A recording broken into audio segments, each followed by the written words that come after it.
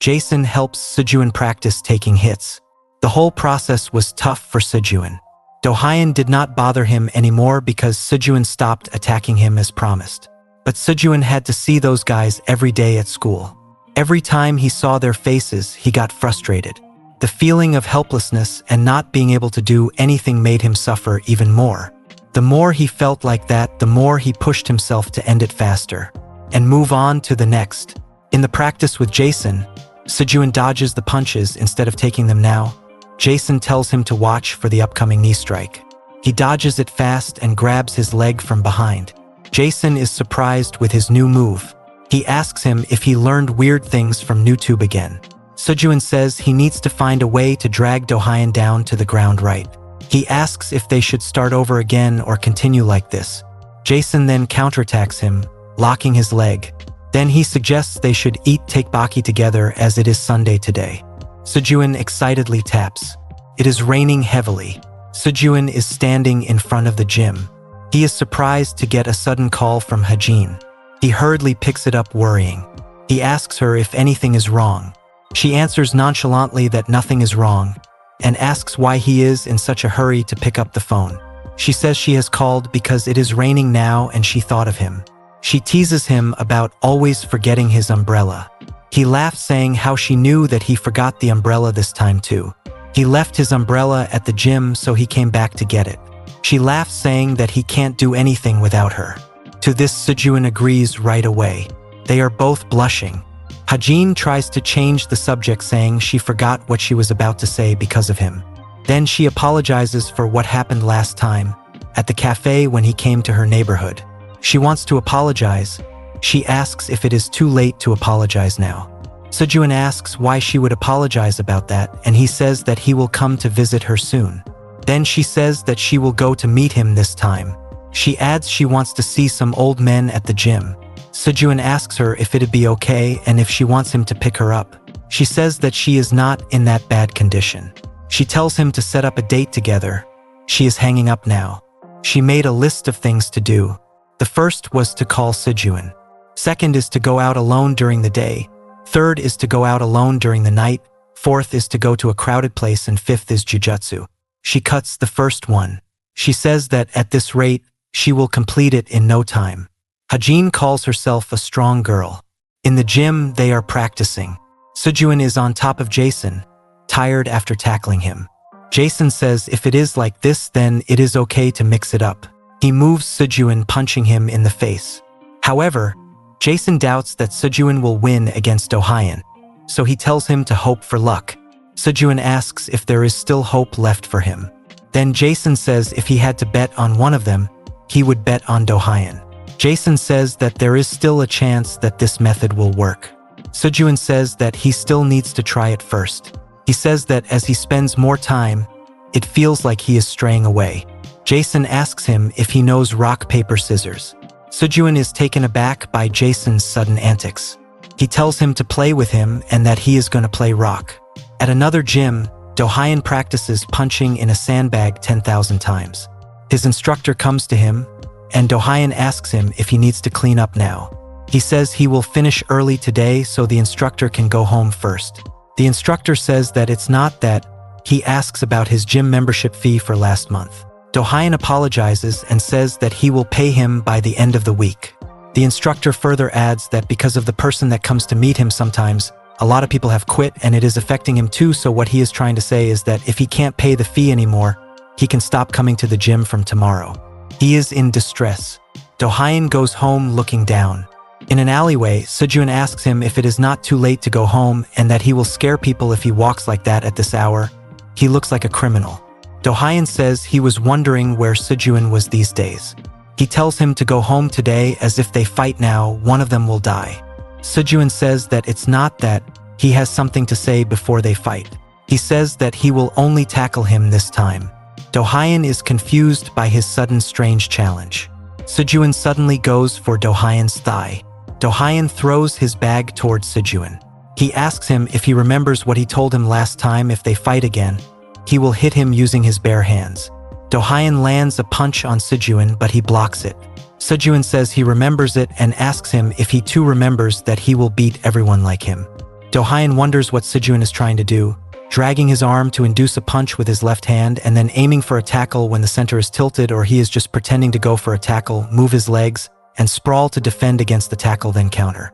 Sprawl means to defend a tackle or maintain the top position, pull one's leg back, and put the center of gravity on one's upper body. Do-hyun thinks it is better to fight from a distance. He moves back. Seeing him stepping back, Sejun asks if he suddenly has a lot on his mind. Do-hyun says that he is bluffing as soon as they start. Sejun tells him not to be scared and that he will only be tackling. Do-hyun punches him. Through his blows, Sejun goes for his thigh to tackle again, but Do-hyun moves fast and pushes him towards the ground. Do-hyun finds it disgusting, but he feels that Sejun is bolder than before. He feels that he is not scared of punches anymore. Do-hyun strikes a hard punch on his cheek. Sejun avoids it. He is avoiding all the fatal blows. Sejun tries to tackle him again. It is hard to throw in a proper punch because he needs to keep defending Sejun's tackles, but even if it causes a little damage, if it accumulates. While thinking all that, Do-hyun's shoe soles open up, tripping on a stone. He loses his balance and falls backward. Then he sees Sejun rushing towards him to punch him. He guards up instinctively. Sejun says that Do-hyun can't trust anyone. He did say that he would go for tackles only. Then grabbing his thighs in midair, he pushes him to the ground. Then he tells Do-hyun that starting now, he is going to hit him. Sejun keeps on punching him while Do-hyun is guarding his face. The moment he fell, Do-hyun went into half-guard position, which is a ground grappling position where one combatant is lying on the other, with the bottom combatant having one leg entangled. It makes Sejun think if Do-hyun knows jujutsu, but he is in a much more advantageous position where he can hit him. Do-hyun cannot continue like this. He can't hold out much longer. He feels that he needs to do something. He needs to get up and stand first. He tries to get up, but Sejun holds his knee and locks him in the side position, which is when the top combatant does a guard pass and his body is to the side of the opponent's body. This is dangerous for Do-hyun. Then Do-hyun hits Sejun's face with the side of his fist non-stop. His fist is like a rock. Sejun moves his head away first, then goes for a knee on the belly, which means putting pressure on the opponent's stomach using the knee. Sejun holds the pelvis and collar with his hands and pulls them, then presses the abdomen hard with his knee. Do-hyun is in pain. Do-hyun tried to push his knee and get out. Sejun plans to attack his unprotected places, such as choking the carotid artery, but before that, he hits his face non-stop. Then he grabs his collar and does a baseball choke. It is called a baseball choke because it resembles the grip of the batter holding a baseball bat. Sejun feels like he has done it properly. He is determined to not let his guard down until the very end. Do-hyun is about to lose consciousness. Then a memory from his childhood with his parents flashes back, where he encounters a blonde tattoo guy with scars. He suddenly comes to his senses. Do-hyun punches Sejun in his ribs, and his ribs crack. He lets go of Do-hyun. Do-hyun coughs and tries to get himself together. Sejun wonders how that is even possible. He was about to faint, but where did all that energy come from?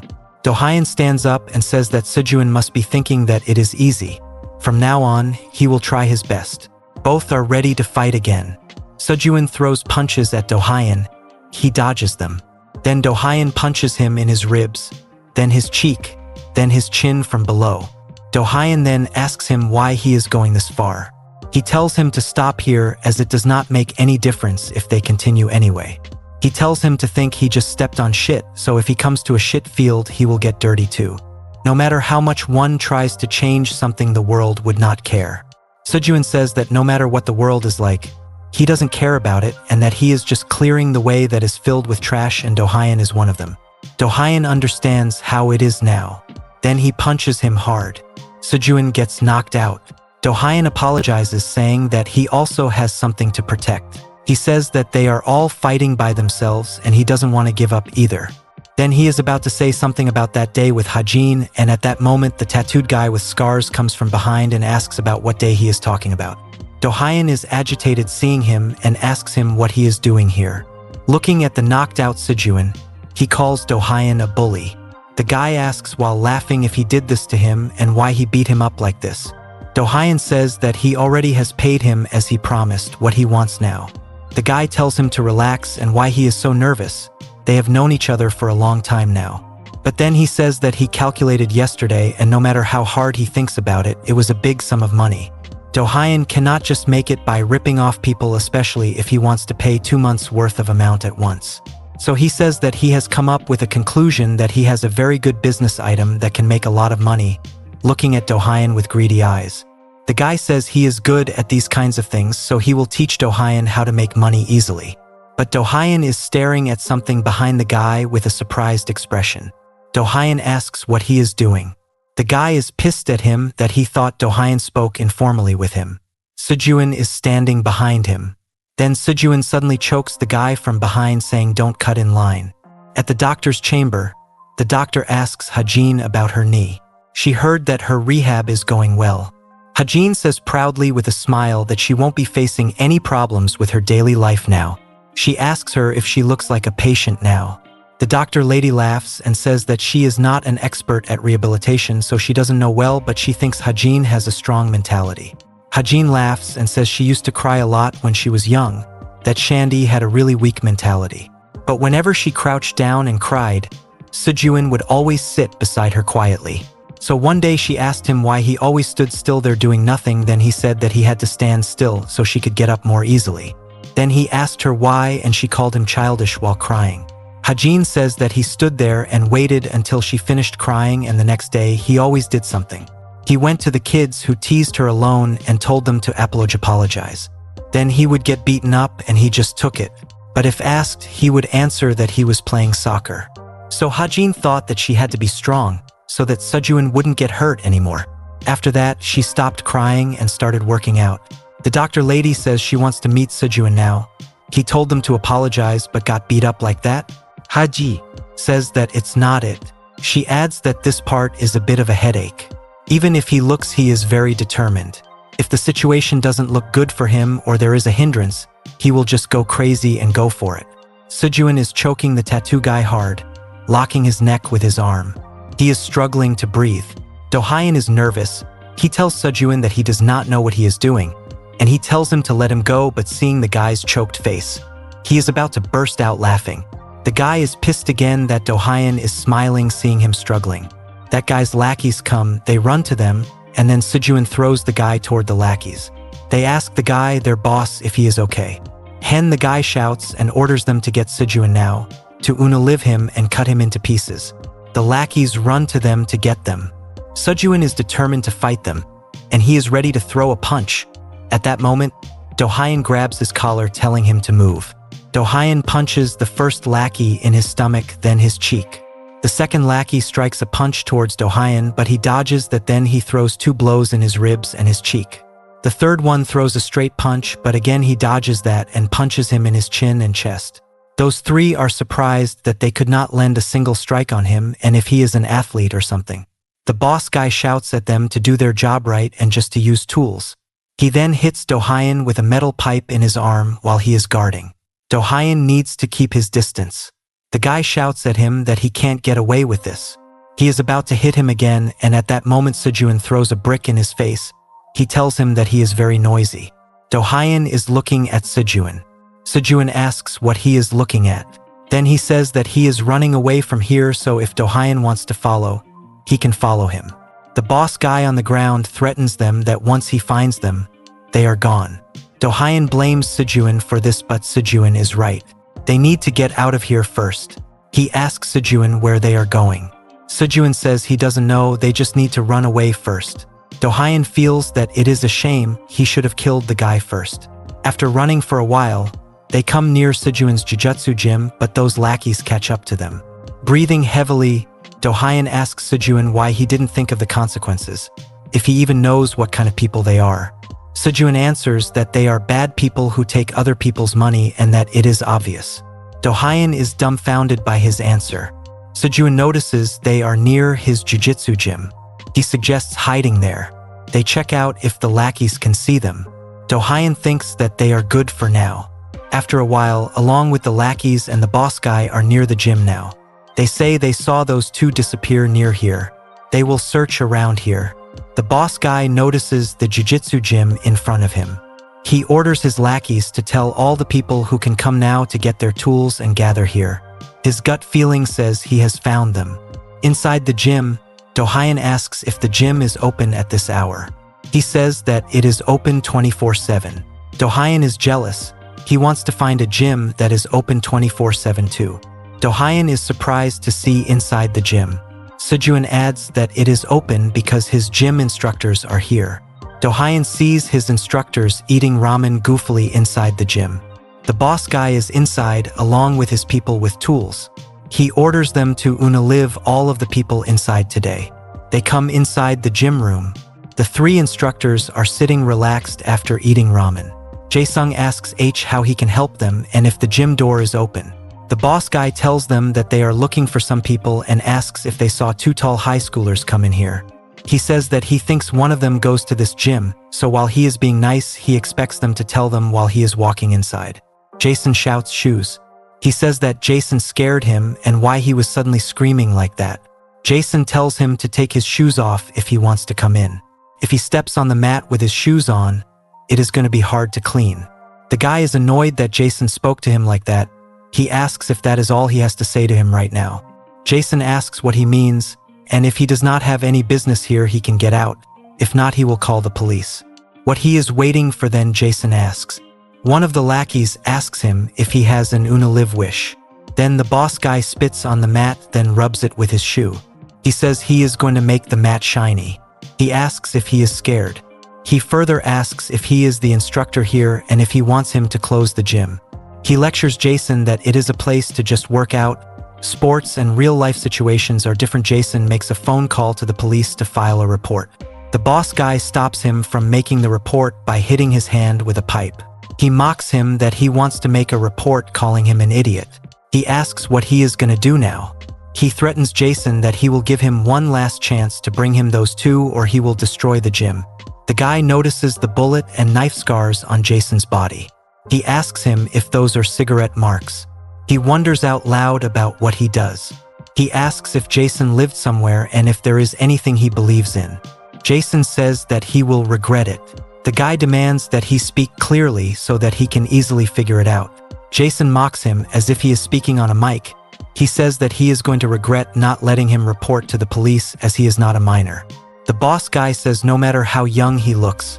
Jason stops him mid-sentence his cigarette off with his finger, saying that it is just his standard that those over 20 are adults who are responsible for their actions and do not have chances and he will regret it and he will agree with him. Then the boss guy threatens that his life is gonna burn now.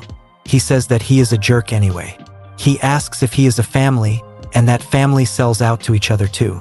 Then Jason, out of nowhere, says that he will tell him those two's whereabouts. The boss guy is surprised by his sudden change of mind. Then he says if he plays rock, paper, scissors, if the guy wins then he will tell him. He asks Jason why he is suddenly playing rock, paper, scissors and if he is joking with him. Jason tricks him into playing it. The guy is flustered if he should play rock, then Jason suddenly slaps him saying forget that. Inside a room of the gym, worriedly Do-hyun texts his mom to leave the home and stay somewhere else. Sejun, sitting beside him, asks how he can play on the phone in this situation. He says he contacted his mom. It will be dangerous if those guys go to his house. Sejun then says that he accepts it.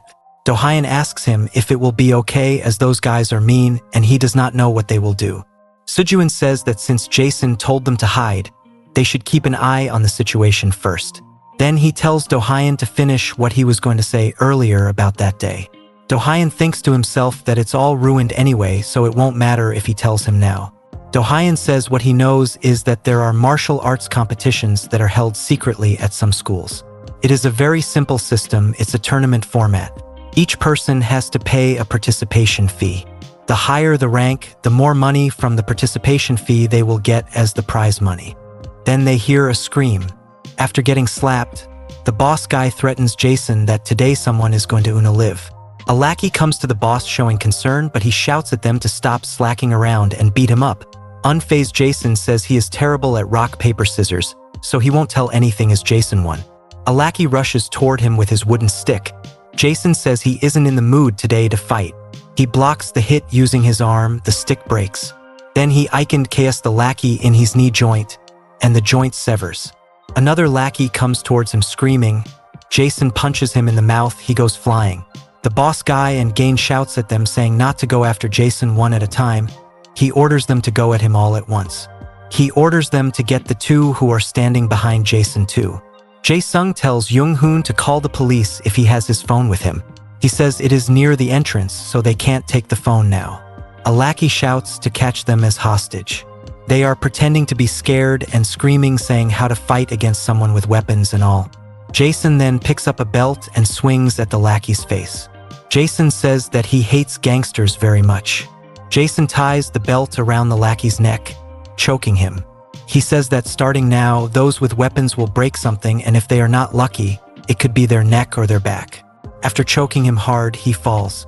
Jason requests them to not throw away their weapons and to come at him with them. One of the lackeys says he is just showing off and to attack him all at once and see how long he can last. Jason slaps the lackey who was holding a wooden stick and then breaks his arm. When another lackey comes to attack with a baseball bat, Jason uses him as a shield, getting him hit in his head. Then Jason ties the bat with the belt and takes it from the lackey. He throws the bat towards the lackey, but he moves away instinctively and the other lackey behind him takes the hit in his face. He asks Jason what he is. Jason pulls his arm from his shoulder, pushing him to the ground, trying to dislocate it. He screams in pain. Jason answers his question from earlier about what he is. He says that he is the Grim Reaper and dislocates his arm. Jae-sun alerts Jason that there's another one coming from behind. The lackey is going to hit him with a metal pipe, but Jason grabs his arm and breaks it. He screams in pain and Jason ties the belt around his neck and slams him on the mat. Jason asks for the next lackey. He tells them to come to him quickly. He wants to go eat tteokbokki for dessert. The boss guy says that he is such a cruel guy. He asks if he is in some sort of special force like in the movies. He further says that even if that is true, if someone is taken hostage in the movies, the main character will sacrifice themselves to save them. Jae-sung and Young-hoon are taken hostage by his two lackeys. The boss guy walks towards Jason with a big knife hiding behind him while Jason is facing his gym guys. He plans to stab him. Jason notices it and says not to cross the river where they cannot return from and that he will have to risk his life as soon as he uses that. Jason suddenly seems gigantic and intimidating to him. Jason then tells him to do a one-on-one with his guys. Jason and Wang-hoon are taking down the two other lackeys that took them as hostage. Siwo taking them hostage is not working. The boss guy ignores his warning and goes to stab him using the knife. Unbothered Jason says so he chose to cross the river. But then Do-hyun suddenly comes and punches the guy in his cheek. He says no smoking indoors. The boss guy falls on the mat dumbfounded. He asks Do-hyun if he has gone crazy, and he says that he is speechless. Then he orders his lackey to bring him his knife is a bit far from him. Sejun kicks the knife away and says that a customer is coming soon, so he can play with his knife another time.